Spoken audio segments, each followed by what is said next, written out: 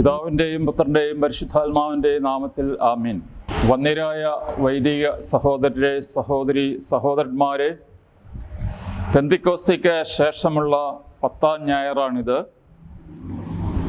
സന്തോഷത്തിൻ്റെ സദ്വാർത്ത എന്ന പരമ്പരയിലെ 41ാമത്തെ എപ്പിസോഡ് നമുക്ക് പ്രാർത്ഥനയോടെ സമാരംഭിക്കാം. ദൈവമായ കർത്താവേ, നിൻ്റെ ദൈവവചനങ്ങൾ തിരിച്ചറിയുവാനും നിൻ്റെ വിശുദ്ധ സുവിശേഷത്തിൻ്റെ അർത്ഥം ഗ്രഹിക്കുവാനുമുള്ള കഴിവ് ഞങ്ങൾക്ക് നൽകണമേ. നിൻ്റെ ദൈവദാനങ്ങളുടെ സമൃദ്ധിയും പരിശുദ്ധാത്മ നൽവരങ്ങളും കൊണ്ട് ഞങ്ങളെ നിറയ്ക്കണമേ. സന്തോഷപൂർവ്വം നിൻ്റെ കൽപ്പനകൾ ആചരിക്കുവാനും തിരുഹിതം നിറവേറ്റുവാനും നിൻ്റെ അനുഗ്രഹങ്ങൾക്കും കരുണയ്ക്കും അർഹരായി ഭവിക്കുവാനും ഇപ്പോഴും എല്ലാ സമയത്തും എന്നേക്കും ഞങ്ങളെ യോഗ്യരാക്കണമേ. ആമീൻ. വിശുദ്ധ മത്തായിയുടെ സുവിശേഷം 18ാം അധ്യായം 1 മുതൽ 9 വരെയുള്ള വാക്യങ്ങൾ. ശിഷ്യന്മാർ യേശുവിനെ സമീപിച്ച് ചോദിച്ചു, സ്വർഗരാജ്യത്തിൽ വലിയവൻ ആരാണ്? യേശു ഒരു ശിശുവിനെ വിളിച്ച് അവരുടെ മധ്യേ നിർത്തിക്കൊണ്ട് അരുളി ചെയ്തു, സത്യമായി ഞാൻ നിങ്ങളോട് പറയുന്നു, നിങ്ങൾ മാനസാന്തരപ്പെട്ട ശിശുക്കളെ പോലെ ആകുന്നില്ലെങ്കിൽ സ്വർഗരാജ്യത്തിൽ പ്രവേശിക്കുകയില്ല. ഈ ശിശുവിനെ പോലെ സ്വയം ചെറുതാകുന്നവനാണ് സ്വർഗരാജ്യത്തിലെ ഏറ്റവും വലിയവൻ. ഇതുപോലുള്ള ഒരു ശിശുവിനെ എൻ്റെ നാമത്തിൽ സ്വീകരിക്കുന്നവൻ എന്നെ സ്വീകരിക്കുന്നു.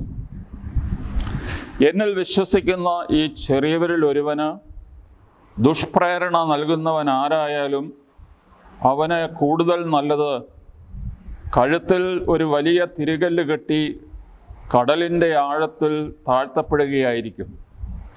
പ്രലോഭനങ്ങൾ നിമിത്തം ലോകത്തിന് ദുരിതം. പ്രലോഭനങ്ങൾ ഉണ്ടാകേണ്ടതാണ്, എന്നാൽ പ്രലോഭന ഹേതുവാകുന്നവന് ദുരിതം.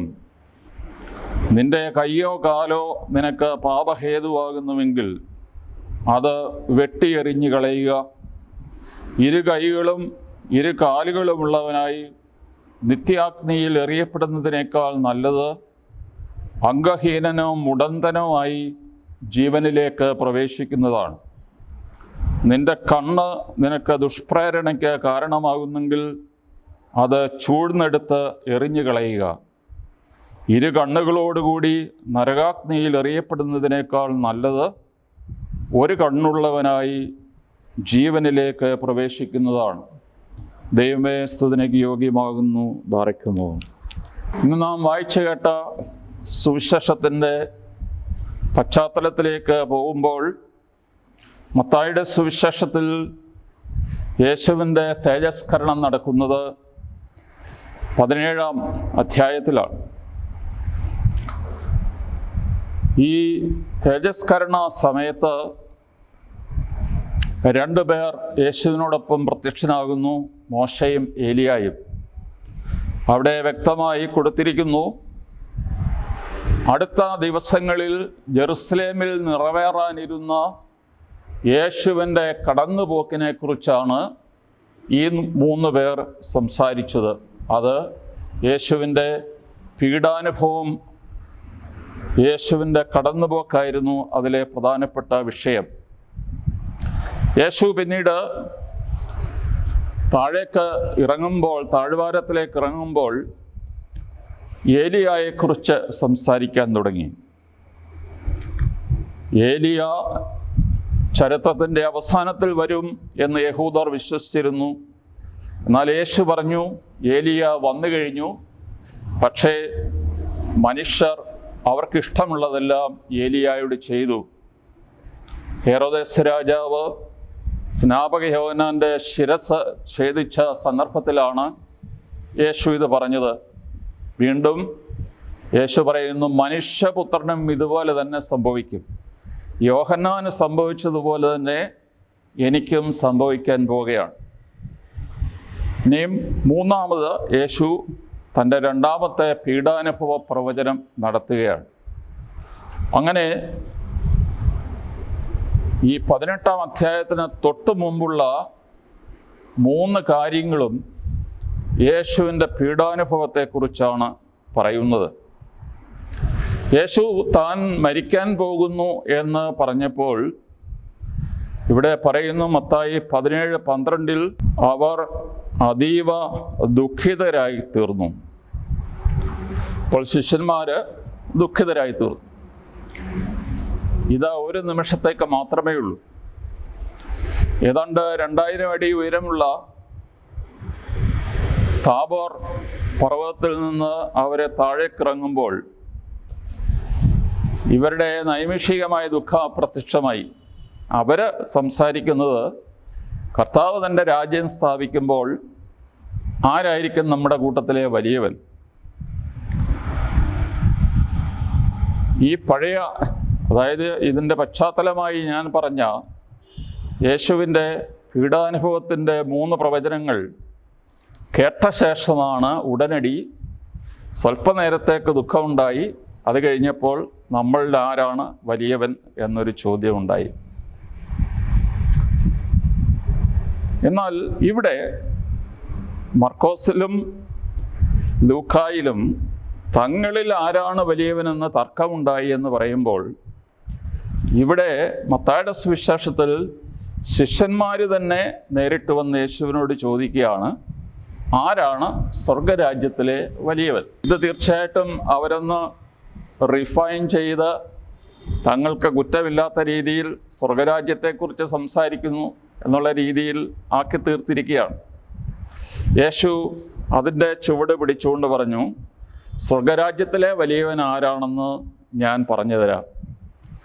യേശു ഉത്തരമായിട്ട് പറഞ്ഞു, തിരിയുക, വട്ടം തിരിയുക. അവിടെ ഗ്രീക്ക് ഭാഷയിൽ ഉപയോഗിച്ചിരിക്കുന്ന വാക്ക് സ്ത്രേഫോ, മാനസാന്തരപ്പെടുക. നീ പോയ വഴി തെറ്റാണെന്ന് മനസ്സിലാക്കി കഴിഞ്ഞാൽ ആ വഴിയിലൂടെ തന്നെ തിരികെ വന്ന് നേരായ വഴിയിലേക്ക് വരിക. 2, കൊച്ചു കുഞ്ഞുങ്ങളെ പോലെ ആയിത്തീരുക. യേശു ഒരു കൊച്ചു കുഞ്ഞിനെ നടുക്ക്, ശിഷ്യന്മാരുടെ നടുക്ക് പിടിച്ചു നിർത്തിക്കൊണ്ടാണ് സംസാരിച്ചത്. കഫർനഹൂമിൽ പത്രോസിൻ്റെ ഭവനത്തിലായിരിക്കുമ്പോൾ ആണ് യേശു ഈ ഉപമ വിവരിച്ചത്. അതുകൊണ്ട് പത്രോസിൻ്റെ തന്നെ ഒരു കുഞ്ഞായി ആയിരിക്കാം. എന്നാൽ ഒരു പാരമ്പര്യത്തിൽ ഇഗ്നേഷ്യസ് ഓഫ് ആൻറ്റിയോക്ക് ആയിരുന്നു ആ കുഞ്ഞ് എന്ന ഒരു പാരമ്പര്യവും പൗരസ്ത്യ സഭകളിലുണ്ട്. ആരുമായിക്കൊള്ളട്ടെ, ഒരു കുഞ്ഞിനെ മാതൃകയാക്കിക്കൊണ്ട് യേശു പറയാണ്, ഈ കുഞ്ഞിനെ പോലെ ദൈവരാജ്യം സ്വീകരിക്കുന്നവർക്ക് മാത്രമേ അങ്ങോട്ട് പ്രവേശനമുള്ളൂ. ഇവിടെ കുഞ്ഞിനെ പോലെ ആയിത്തീരുക എന്നുള്ളത് യേശു നിക്കോദീമോസിനോടുള്ള സംഭാഷണത്തിൽ പറഞ്ഞു, നീ വീണ്ടും ശിശുവായി ജനിക്കണം. അപ്പോൾ അവൻ ചോദിക്കുന്നുണ്ട്, അമ്മയുടെ ഉദരത്തിൽ ഒന്നുകൂടെ കയറാൻ പറ്റുമോ? ഇതുപോലുള്ള സ്റ്റുപ്പിഡായിട്ടുള്ള ചോദ്യങ്ങൾ ചോദിച്ചപ്പോൾ യേശു തന്നെ അവനോട് പറഞ്ഞു, നീ ഇസ്രായേലിലെ വലിയ പണ്ഡിതനാണല്ലോ, നിനക്കത് മനസ്സിലാകുന്നില്ലേ? കർത്താവ് പറഞ്ഞത് ഒരു ആത്മീയമായ പുനർജന്മത്തെ സംബന്ധിച്ചാണ്. വെള്ളത്തിൽ നിന്നും ആത്മാവിൽ നിന്നും വീണ്ടും ജനിക്കാതെ നീ ദൈവരാജ്യം കാണുകയില്ല. അപ്പോൾ 2 വ്യവസ്ഥ യേശു പറയുന്നു. ഒന്ന്, മാനസാന്തരപ്പെടുക, തിരിയുക, വട്ടം തിരിയുക, നേരായ വഴിയിലേക്ക് നടക്കുക. മറ്റത്, കുഞ്ഞിനെ പോലെ ചെറുതാകാൻ പഠിക്കുക. ഒരു കുഞ്ഞിൻ്റെ പ്രത്യേകത നമുക്കെല്ലാവർക്കും അറിയാം. കുഞ്ഞുങ്ങളെ വളർത്തുന്നവർക്ക് ആ കുഞ്ഞുങ്ങളുടെ നിഷ്കളങ്കത. സർവ്വകാര്യങ്ങൾക്കും അവർ മാതാപിതാക്കന്മാരെയാണ് ആശ്രയിക്കുക. ആശ്രയബോധം. കുഞ്ഞിനെ കൈപിടിച്ച് നടത്തിയാൽ അവർ നമ്മുടെ കൂടെ വരും. നയിക്കപ്പെടുവാനുള്ള ഒരു സന്നദ്ധത. മാതാപിതാക്കന്മാർ എനിക്ക് യുക്തമായിട്ടുള്ളത്, നന്മയായിട്ടുള്ളത് അവർ തീരുമാനിക്കും എന്നുള്ള ഒരു പരിപാലന ബോധം. അംബീഷൻസ്, അത്യാഗ്രഹങ്ങളില്ലാത്ത ഒരവസ്ഥ. അവർക്ക് അറിവിൻ്റെ ഒരു ഹുങ്കില്ല. അവരെല്ലാം പഠിക്കാൻ അവർ സന്നദ്ധരാണ്. എല്ലാം കൊച്ചു കൊച്ചു ചോദ്യങ്ങളിലൂടെ കുഞ്ഞുങ്ങൾ ചോദിച്ചു പഠിക്കുകയാണ്. ഇതൊക്കെയാണ് നമ്മൾ സാധാരണ കുഞ്ഞുങ്ങളിൽ കാണുന്ന പ്രത്യേകത. ദൈവരാജ്യത്തിൻ്റെ രഹസ്യങ്ങളെ ഇതുപോലെ സമീപിക്കണം. കർത്താവ് പറഞ്ഞു, ദൈവരാജ്യത്തിൻ്റെ രഹസ്യങ്ങൾ കുഞ്ഞുങ്ങൾക്കാണ് ദൈവം വെളിപ്പെടുത്താൻ ആഗ്രഹിച്ചത് എന്ന് പറയുമ്പോൾ പീക്കിരി കുഞ്ഞുങ്ങൾക്ക് എന്നുള്ള അർത്ഥത്തിലല്ല, ഈ കുഞ്ഞുങ്ങളെപ്പോലെയുള്ള മനോഭാവം ഉള്ളവർക്ക്. ആദിമകാലത്തെ ക്രിസ്ത്യാനികളെല്ലാം തന്നെ വളരെ പാവപ്പെട്ട ഒരു സെക്ടറിൽ നിന്ന് വന്നവരായിരുന്നു. ഉദാഹരണം, അന്നത്തെ റോമൻ വ്യവസ്ഥിതിയിൽ അരിസ്റ്റോക്രാറ്റ്സ്, പിന്നെ റിച്ചായിട്ടുള്ള ആൾക്കാർ, പിന്നെ പ്രഭുക്കന്മാർ, പിന്നെ ദാസന്മാർ, അങ്ങനെ സ്ലേവ്സ് ആയിരുന്നവരാണ് കൂടുതലും സഭയിലേക്ക് പ്രവേശിച്ചത്. അതുകൊണ്ടാണ് കൊറിന്ത്യർ ലേഖനത്തിൽ 1 കൊറിന്തി 1:26 മുതൽ 30 വരെയുള്ള വാക്യങ്ങളിൽ പൗലോസ്ലീഹ പറയുന്നു, മാനുഷിക യുക്തി അനുസരിച്ച് മനുഷ്യപ്രകാരം നിങ്ങളുടെ ഇടയിൽ ബുദ്ധിമാന്മാർ അധികമില്ല, കുലീനരുമില്ല, ശക്തരുമില്ല. അപ്പോൾ വലിയ വിദ്യാഭ്യാസമുള്ളവരോ സംസ്കാര സമ്പന്നരോ അല്ലെങ്കിൽ ഈ സമൂഹത്തിൽ ശക്തിയുള്ളവരോ ഒന്നും തന്നെ നിങ്ങളുടെ ഇടയിൽ ഇല്ല. ഇതാണ് വാസ്തവത്തിൽ ഒരു ബലഹീനമായ ഒരു അവസ്ഥ. ഇത് കുഞ്ഞുങ്ങളെപ്പോലെയാണ് അവരെല്ലാം പഠിക്കുവാൻ തയ്യാറാണ്, നയിക്കപ്പെടുവാൻ തയ്യാറാണ്. അവർക്ക് ഒന്നിനെക്കുറിച്ചും അഹങ്കാരമില്ല. അവർ എളിമയുള്ളവരും ആശ്രയബോധമുള്ളവരുമാണ്. ഇതാണ് ദൈവരാജ്യത്തിൽ പ്രവേശിക്കുവാനുള്ള ഒരു വ്യവസ്ഥയായിട്ട് യേശു പറയുന്നു. രണ്ടാമത്തെ കാര്യം, മത്തായി സുവിശേഷം എഴുതിയത് മത്തായി ഉൾക്കൊണ്ടിരുന്ന അല്ലെ നേതൃത്വം കൊടുത്തിരുന്ന സഭാ ജീവിതത്തെ അടിസ്ഥാനപ്പെടുത്തിയാണ്. ദി മത്തേൻ ചർച്ച് മത്തായിയെ സംബന്ധിച്ച് വളരെ പ്രധാനപ്പെട്ടതാണ്. സഭയിലെ ഉള്ളിലുള്ള വിഷയങ്ങളാണ് പലപ്പോഴും മത്തായി എടുത്ത് എഴുതിയിരുന്നത്. അപ്പോൾ ആദിമകാലത്ത് ഈ സഭയിൽ ചേർന്നവരെല്ലാം വിദ്യാഭ്യാസമില്ലാത്തവരും ബലഹീനരും ഒക്കെ ആയിരുന്നത് കാരണം ഈ ഉതപ്പുകൾ ഉണ്ടാവുക എന്നുള്ളത് സർവ്വസാധാരണമായ കാര്യമായിരുന്നു. അതുകൊണ്ട് അടുത്ത വിഷയം യേശു പറയുന്നത് ഉതപ്പിനെ സംബന്ധിച്ചാണ്. വിശ്വസിക്കുന്ന ഏറ്റവും ചെറിയവരിൽ ഒരുവന് തട്ടി വീഴാൻ ഉതപ്പ് അല്ലെ സ്കാൻഡൽ എന്ന് പറയുന്നത് ഒരാൾ അറിയാതെ കാല് തട്ടി മൂക്കുകുത്തി വീഴുന്ന അവസ്ഥയാണ്. അതുകൊണ്ട് വിശ്വാസത്തിൽ ചെറിയ ഒരാൾ എന്ന് പറയുമ്പോൾ വിശ്വാസിയായിട്ട് അധികം നാളായിട്ടില്ലാത്ത ഒരാൾക്ക് ഒരു ഇടർച്ച വരുത്തുന്നവന് അതിനുള്ള ശിക്ഷ കർത്താവ് പറയുകയാണ്. ഒരു കഴുതയുടെ തിരികല്ല് അവൻ്റെ കഴുത്തിൽ കെട്ടി സമുദ്രത്തിൻ്റെ ഏറ്റവും വലിയ ആഴത്തിൽ അവനെ കെട്ടി താഴ്ത്തുന്നത് നല്ലതായിരിക്കും.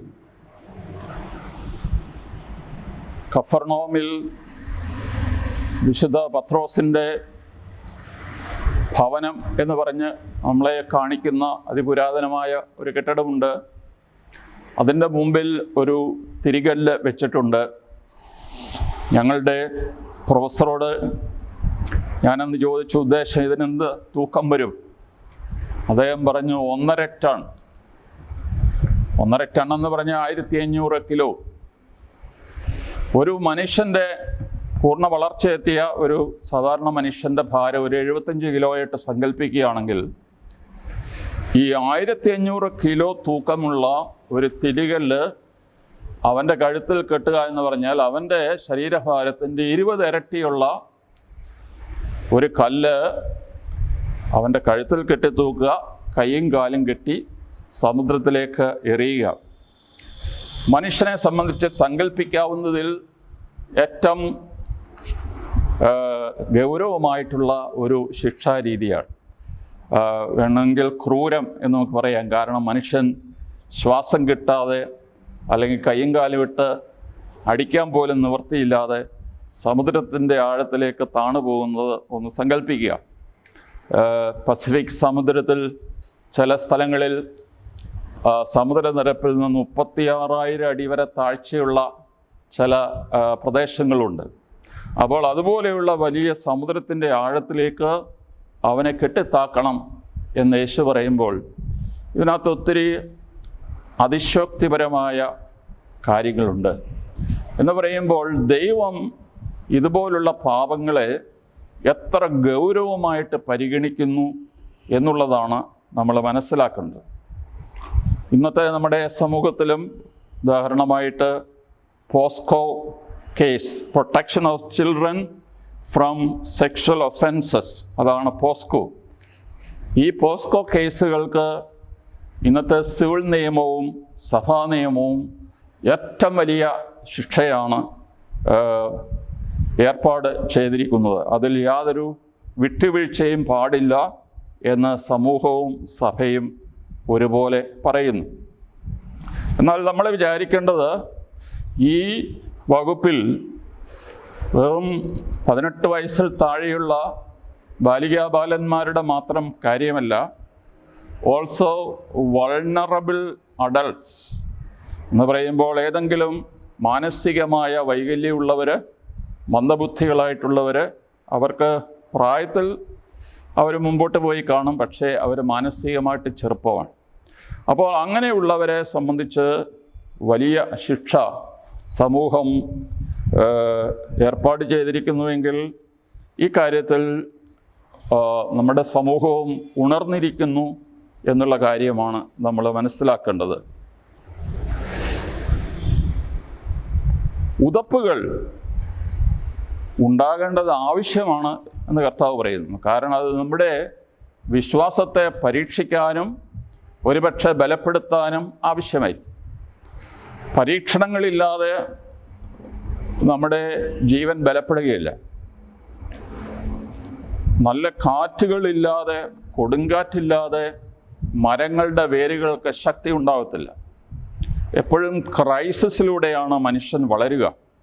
അതിനാൽ ഈ ക്രൈസിസ് സഭയിലും ഉണ്ടാകേണ്ടത് ആവശ്യമാണ് എന്ന് കർത്താവ് പറഞ്ഞിരിക്കുന്നു. പക്ഷേ ആര് മൂലം ഉണ്ടാകുമോ അവന് ദുരിതം. ഇവിടെ മത്തയൻ സഭയിൽ അദ്ദേഹത്തിൻ്റെ സമൂഹത്തിൽ മറ്റുള്ളവർക്ക് ഇടർച്ച നൽകുന്നതിനെക്കുറിച്ച് ആദ്യം പറഞ്ഞ ശേഷം രണ്ടാമത് പറയുന്നു, അവരവർക്ക് തന്നെ ഇടർച്ച ക്ഷണിച്ചു വരുത്തുന്നവരുണ്ട്. ഏറ്റവും കൂടുതൽ ഇടർച്ചകൾ ക്ഷണിച്ചു വരുത്തുന്ന നമ്മുടെ കണ്ണിലൂടെയാണ് ഒത്തിരി കാര്യങ്ങൾ നമ്മുടെ ഉള്ളിലേക്ക് പ്രവേശിക്കുക. ഈ 2 ജനലുകൾ വഴിയാണ് നമ്മൾ പുറം ലോകത്തോട് ബന്ധപ്പെടുക. ഇന്ന് കണ്ണ് മുഖാന്തരം, കൈ മുഖാന്തരം, കാല് മുഖാന്തരം കർത്താവ് ഓരോന്നും അവയവങ്ങൾ എടുത്തു പറഞ്ഞിരിക്കുന്നു. ആര് ഇടർച്ച വരുത്തുന്നുവോ അത് അവരിൽ നിന്ന് കണ്ണ് ചുഴന്നെടുത്ത് കളയുക, കൈ വെട്ടിക്കളയുക, കാല് വെട്ടിക്കളയുക. ഇങ്ങനെയൊക്കെ കർത്താവിന് പറയാമോ എന്നൊക്കെ നമ്മൾ ചോദിച്ചേക്കും. ഞാൻ പറഞ്ഞല്ലോ, ദൈവം തമ്പുരാൻ ഇതുപോലെ ബലഹീനർക്ക്, കുഞ്ഞുങ്ങൾക്ക്, ചിന്താശക്തിയില്ലാത്തവർക്ക് ഇടർച്ച വരുത്തുന്ന കാര്യങ്ങൾക്ക് എത്ര പരമാവധി ഗൗരവമാണ് കൊടുത്തിരിക്കുന്നത് എന്ന് മാത്രം സൂചിപ്പിക്കുക. ഇവർ പോയി കിടക്കാൻ പോകുന്നത് നരകത്തിൻ്റെ അങ്ങേ തട്ടിലാണ്, അവസാനത്തെ തട്ടിൽ. എന്ന് പറയുമ്പോൾ അവിടെ ഉപയോഗിച്ചിരിക്കുന്ന വാക്ക് ഗഹന്ന എന്നാണ്. ഞാൻ 1 വർഷം ജെറുസലേമിൽ താമസിച്ചതാണ്. ജെറുസലേമിൻ്റെ എല്ലാ മുക്കും മൂലയും പരിചയമുണ്ട്. ജെറുസലേമിൻ്റെ തെക്ക് പടിഞ്ഞാറ് ഭാഗത്ത് 2000 അടി ഉയരമുള്ള പർവ്വതത്തിൻ്റെ തെക്ക് പടിഞ്ഞാറ് ഭാഗത്ത് കുത്തനെ ഒരു താഴ്ചയുണ്ട്. ആ വലിയ താഴ്വരയിലാണ് ഒരു കാലത്ത് കുഞ്ഞുങ്ങളെ ബലിയായിട്ട്, മോളോക്ക് എന്ന ദേവന് ബലിയായിട്ട് അർപ്പിച്ചിരുന്നു. അതുകൊണ്ട് അതൊരു വളരെ ഹീനമായ ഒരു സ്ഥലമായിട്ട് മനുഷ്യരുടെ മനസ്സിലുണ്ടായിരുന്നു. പിൽക്കാലത്ത് ജെറുസലേമിലുണ്ടായിരുന്ന, അത് ഹോളി സിറ്റിയാണ്, ആ ഹോളി സിറ്റിയിൽ മാലിന്യങ്ങളൊന്നും നിക്ഷേപിക്കപ്പെടാൻ പാടില്ല, അതുകൊണ്ട് ആ സിറ്റിയിലെ മാലിന്യങ്ങളെല്ലാം ചുട്ടരിച്ചിരുന്നത് ഈ താഴ്വരയിലാണ്. ഈ എറണാകുളത്തൊക്കെയുള്ള ഡംപുകൾ ഉണ്ട്, ഈ ഇങ്ങനെ പർവ്വതം പോലെ വേസ്റ്റ് കൂട്ടിയിട്ടിരിക്കുന്ന സ്ഥലമുണ്ട്. അത് ഒരു വശത്തുകൂടി നീറി പുകഞ്ഞുകൊണ്ടിരിക്കും. പക്ഷേ ഓരോ ദിവസവും ലോറികൾ ടണ്ണ് കണക്കിന് സാധനങ്ങൾ കൊണ്ട് മറിക്കുമ്പോൾ അവിടെ ഈ human waste, animal waste, food waste, ഓർഗാനിക്കായിട്ടുള്ള മറ്റത് ഇതെല്ലാം ഇങ്ങനെ ചീഞ്ഞു നാറി പുഴുക്കൾ ഒക്കെ ഉണ്ടായിക്കൊണ്ടിരിക്കും. ഈ നരകത്തെക്കുറിച്ചുള്ള പഴയ മനുഷ്യൻ്റെ സങ്കല്പം നമ്മുടെ കുർബാനയിലും അത് വരുന്നുണ്ട്. അഗ്നി കെടുന്നില്ല, പുഴു അവസാനിക്കുന്നില്ല. അപ്പോൾ കെടാത്ത അഗ്നിയും ചാകാത്ത പുഴുവും ഉള്ള ഒരു സ്ഥലമാണ് നരകം എന്നുള്ള ഒരു കൺസെപ്റ്റ് ഈ ഗഹന്ന എന്ന് പറയുന്ന ഈ കുഴിയിൽ നിന്നാണ് വരിക. അത് അറിഞ്ഞിരിക്കുന്നത് നല്ലതാണ്. ഈ ഗാർബേജ് ഡം നമ്മൾ ആധുനിക സിറ്റികളിലെ ഒരു വലിയ വിഷയമാണ്. അത് അന്നത്തെ ജെറുസലേമിൽ ഉണ്ടായിരുന്നൊരു വിഷയമാണ്. കർത്താവ് തുടർന്ന് പറയുന്നു, കൊച്ചു കുഞ്ഞുങ്ങളെ സംബന്ധിച്ച് പറയുമ്പോൾ ആരെയും നിന്ദിക്കാൻ പാടില്ല. എന്തുകൊണ്ടാണ്? കർത്താവ് കാരണം പറയുന്നു, സ്വർഗത്തിൽ അവരുടെ ദൂതന്മാർ എൻ്റെ സ്വർഗസ്ഥ പിതാവിൻ്റെ മുഖം ദർശിച്ചു കൊണ്ടിരിക്കുകയാണ്. ഇതാണ് അതിൻ്റെ കാരണം. കാരണം നിങ്ങളെ ചെറുതെന്ന് അപ്രധാനമെന്ന് കരുതുന്ന ഒരു കുഞ്ഞ്, ആ കുഞ്ഞിൻ്റെ കാവൽ നിൽക്കാനായിട്ട് ദൈവം ഒരു മാലാഖയെ ഏൽപ്പിച്ചിട്ടുണ്ട്. എബ്രായ ലേഖനം 1:14 രക്ഷയുടെ അവകാശികളാകാനിരിക്കുന്നവർക്ക് ശുശ്രൂഷ ചെയ്യാൻ അയക്കപ്പെട്ട സേവകാത്മാക്കളല്ലേ അവരെല്ലാം. മാലാഖമാരെക്കുറിച്ച് ചോദിക്കുന്നതാണ്. രക്ഷയുടെ അവകാശികളാകാനിരിക്കുന്നവർക്ക് പാദസേവ ചെയ്യാൻ ദൈവം നിയോഗിച്ച ആൾക്കാരല്ലേ ഈ മാലാഖമാർ. അപ്പോൾ നമ്മളെ സംബന്ധിച്ച് വ്യക്തികൾക്ക്, കർത്താവിൽ വിശ്വസിക്കുന്ന ഏറ്റവും ചെറിയവർക്ക് പോലും ദൈവം തൻ്റെ മാലാഖയെ സൂക്ഷിപ്പുകാരായിട്ട് നിയമിച്ചിട്ടുണ്ട്. എല്ലാ ദിവസവും നമ്മൾ സൂത്താറ പ്രാർത്ഥനയിൽ ചൊല്ലും, നിൻ്റെ വഴികളിൽ നിന്നെ കാത്തുപാലിക്കാൻ അവിടുന്ന് തൻ്റെ ദൂതന്മാരോട് കൽപ്പിക്കും, നിൻ്റെ പാദം കല്ലിൽ തട്ടാതിരിക്കാൻ അവർ നിന്നെ കൈകളിൽ താങ്ങിക്കൊള്ളും. സങ്കീർത്തനം 91, 11, 12 വാക്യങ്ങൾ. അപ്പോൾ കുഞ്ഞുങ്ങൾക്ക് മാത്രമല്ല എല്ലാവർക്കും മാലാഖമാർ സൂക്ഷിപ്പുകാരായിട്ടുണ്ട്. ഓരോ സിറ്റിക്കും ദൂതന്മാരുണ്ടായി. ഉദാഹരണം, വെളിപാട് പുസ്തകത്തിലെ 2-3 അധ്യായങ്ങൾ 7 കത്തുകളാണ്. 7 കത്തുകൾ 7 സിറ്റികൾക്കാണ് അയക്കുന്നത്. അന്നത്തെ 7 പ്രാദേശിക സഭകൾ, എഫേസൂസ്, സ്മിർണ, പെർഗാമോസ്, തൈറ്റീറ, സാർദിസ്, ഫിലഡൽഫിയ, ലൗഡീഷ്യ എന്ന 7 സഭകൾ. അപ്പോൾ യോഹന്നാൻ ശ്ലീഹായ്ക്ക് കൽപ്പന കൊടുക്കുന്നത്, ഉദാഹരണം, എഫേസൂസിലെ സഭയുടെ ദൂതൻ എഴുതുക, സ്മിർണയിലെ സഭയുടെ ദൂതൻ എഴുതുക. അപ്പോൾ ഓരോ സഭയ്ക്കും ഒരു ദൂതനുണ്ട്, ഓരോ സിറ്റിക്കും ഒരു ദൂതനുണ്ട് എന്നുള്ള ഒരു സങ്കല്പമാണ്. അപ്പോൾ ചെറിയവരെ തൊട്ട് കളിക്കരുത്. കാരണം സക്കറിയ പ്രവാചകൻ്റെ 2:8 നാം വായിക്കുന്നു, നിങ്ങളെ സ്പർശിക്കുന്നവൻ അവിടുത്തെ കൃഷ്ണമണിയെയാണ് സ്പർശിക്കുന്നത്. ഇത് നമ്മൾ കരുതലോടെ നമ്മുടെ മനസ്സിൽ സൂക്ഷിക്കേണ്ട ഒരു കാര്യം. നിങ്ങളെ സ്പർശിക്കുന്നവൻ ദൈവത്തിൻ്റെ കൃഷ്ണമണിയിലാണ് സ്പർശിക്കുന്നതെന്ന് ഓർക്കണം. സാവൂൾ അന്ന് പിറന്നു വീണ ബാലാരിഷ്ടതകളിൽ നിന്ന് വളർന്നിട്ടില്ലാത്ത സഭയെ ഉന്മൂലനാശം ചെയ്യാനായിട്ട് ഇറങ്ങിത്തിരിച്ചു. നമുക്കറിയാം, ഡമാസ്കസിലേക്ക് കുതിരപ്പുറത്ത് പാഞ്ഞു പോകുമ്പോൾ ഒരു ഇടിവെട്ടിൽ താഴെ വീണു. എന്നിട്ട് ചോദിക്കുന്നു, സാവൂൾ സാവൂൾ, നീ എന്തിന് എന്നെ പീഡിപ്പിക്കുന്നു? അവൻ ചോദിക്കുന്നു, കർത്താവേ, ഈ സംസാരിക്കുന്ന നീ ആരാണ്? അപ്പോൾ യേശു മറുപടി പറയുന്നു, നീ പീഡിപ്പിക്കുന്ന യേശുവാണ് ഞാൻ. പൗലോസ്ലീഹ ഒരിക്കലും യേശുവിനെ കണ്ടിട്ടില്ല. പിന്നെ എങ്ങനെയാണ് യേശുവിനെ പീഡിപ്പിക്കുന്നത്? അപ്പോൾ സഭയിലെ ഒരംഗത്തെ അറസ്റ്റ് ചെയ്ത് ജയിലിലടച്ച് അകാരണമായി പീഡിപ്പിക്കുമ്പോൾ അങ്ങനെ പീഡിപ്പിക്കുന്നവർ യേശുവിനെയാണ് പീഡിപ്പിക്കുന്നതെന്ന് യേശു പറയുന്നു. അപ്പോൾ ഓരോ മനുഷ്യനും ദൈവം കൊടുക്കുന്ന പ്രാധാന്യം കോടാനുകോടി മനുഷ്യരുള്ളതിൽ ഒരു നമ്പർ എന്നുള്ള രീതിയിലല്ല ദൈവം പരിഗണിക്കുക.